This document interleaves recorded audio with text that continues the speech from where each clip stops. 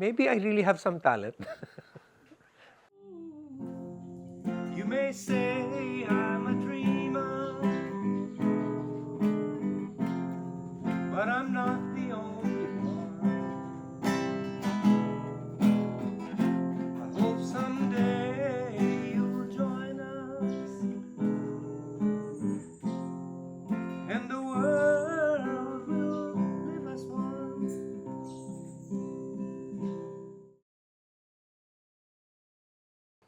We're 10 brothers and sisters, and I'm number 9. So my brother had a band, so he loved to sing in the house, and his friends would be there. And all of us could sing in the family. And I remember my mother would invite people to the house. And I was maybe about even 4 years old. And she would ask all of us to sing for the guests in the house. Parang kami Von Trapp family. That's how I remembered it. We were always singing. And for me, it was natural that everybody could sing. And then I picked up the guitar. At age 11, my sister asked me for what I wanted for my birthday. I bought a guitar in Lumanog. It was 100 pesos, would you believe? It was not a great guitar, but, steel strings pa.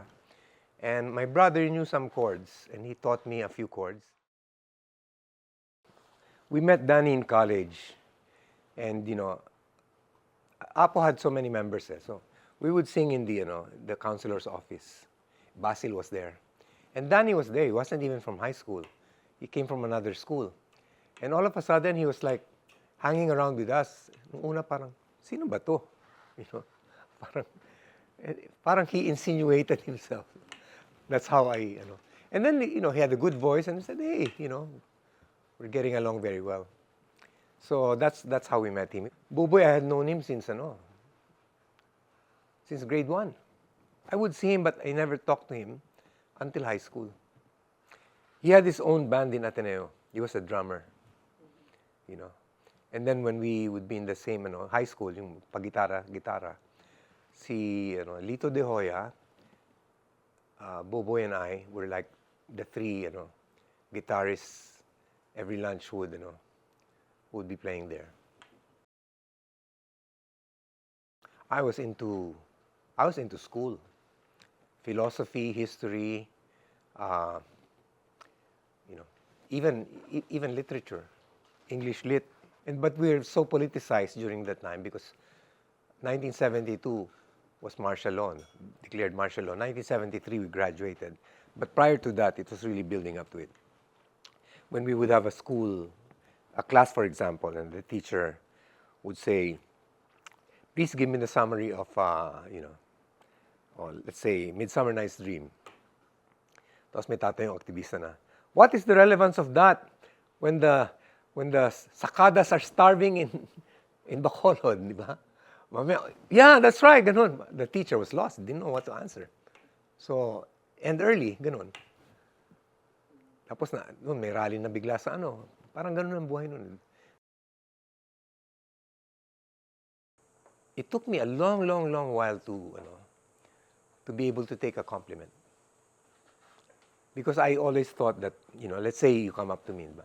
Oh, Jim, ang ganda nung ginawa mong when I met you, di ba? Super ganda, everything. I would agree with you, thank you, ganun. But in my mind, I always doubted na, siguro bebentahan ako nito ng encyclopedia or Tupperware or something, di ba? So parang, I wasn't comfortable. I would find an excuse to leave because until it was only during nung midlife crisis ako na natanggap ko na maybe I really have some talent. That was my midlife crisis. Until it was so spiritual. The whole thing was so spiritual.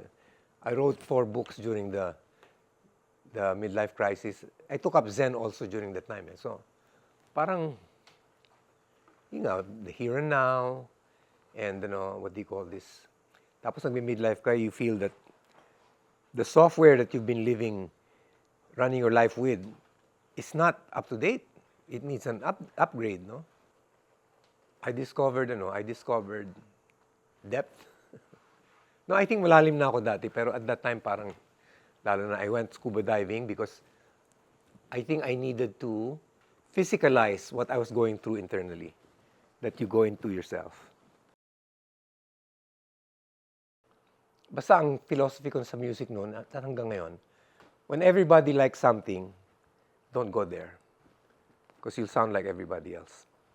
Diba? So I never buy top 40, I never buy, I want my influence to be non-traceable. So there was 14 years in my life where I didn't even listen to English music. I was listening to Latin, I was listening to even Mongolia, yung mga ganun, just for enrichment, di ba? That's where I discovered world music. And I started teaching it at the Ateneo, world music, history of world music, OPM, mga ganun-ganun. So, parang I wanted to marinate myself in music of all types. I think the whole idea of being a creator, writer, whatever, kahit na priest ka pa, kahit na writer of books, kahit na lecturer, kahit na is to take your audience to a place where they've never been. And you can only do that so far by what Hollywood has been doing, through surprise and delight or shock and awe. It affected my children so much, in the sense na they apply for a job, they get it, kasi anak ni Jim Paredes. Sabi ko, that's why I brought them to Australia. Because when we moved to Australia, sabi ng anak ko, why are we transferring? Sabi ko, because I want you to experience a society that's egalitarian, okay? Where you really have to earn your own reputation and name. Eventually, things worked out for them, no? Now, I can't claim anything about what they've done. I mean, they've built their own lives, and I just say, great for you. And which went with my philosophy of raising kids. Sabi ko, I think you raise kids for them to outgrow you, not to be a mirror of you, di ba?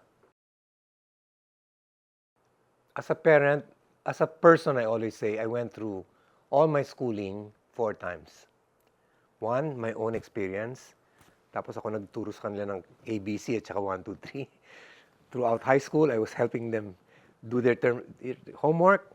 College, term papers, akong reference walking encyclopedia ako. Pa, what is this? Ganyan, ganyan. So parang I experienced it 4 times. I have 3 children on my own. I never gave them money for luho. Never. It was my wife who would do that. Just don't tell Papa na lang. Ganun. Ako, sabi ko, be resourceful. Kung gusto mong ganito, save up for it. I'll help you. Ganun. Siguro I'll start with my father's death. I was 5 years old. Parang, hindi ko maintindihan yun. Sabi ko, I don't understand why it happened to me. Until much later on when I was reading a lot of books na and, medyo mahilig akong mag-discuss ng books eh. Tapos nabasa ko si Joseph Campbell, sabi niya, rule of life, everybody is born in Eden but everybody gets kicked out. And the rest of your life, you're trying to find your way back, but you can never go back. Yun sinabi niya. So sabi ko, I got kicked out of Eden at age 5. I had father hunger. Always looking for my dad hanggang high school na. Nagdadasal pa ako sa tatay ko. Sinisisi ko pa siya kung situation ko. Kasi nawala ka ng maaga, kaya wala akong ganito, ganyan. And I would always dream of him pag magta-travel na ako, makikita ko yung image na, always in a coat, always coming out of, parang ito yung horizon, lalabas siya ganun.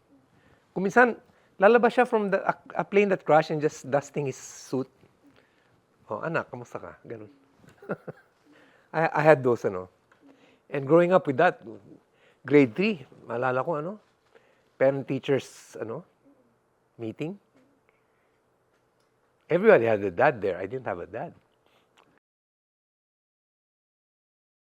The reason why, I figured it out, the reason why there's so many people who separate is because they think love is something na, kailangan tumitibok pa yung puso mo, kailangan yung nagbablush pa siya, kailangan yung and you thrill her with every flowers and that diamond ring, whatever it is, until you realize, what?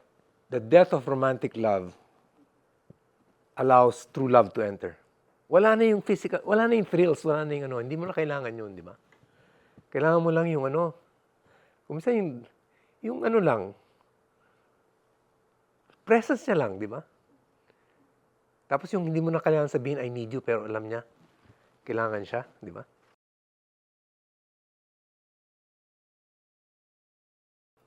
But what I would like, kung mamatay ako, gusto ko may maliit na plaza anywhere in the Philippines, maliit na plaza, na merong may statwa kami na nagigitara. And people just gather around there, Parang, okay na sa akin nun. kahit na saan, kahit na hindi Metro Manila, gano'n. Some little town just remembers Apo. Okay na yun.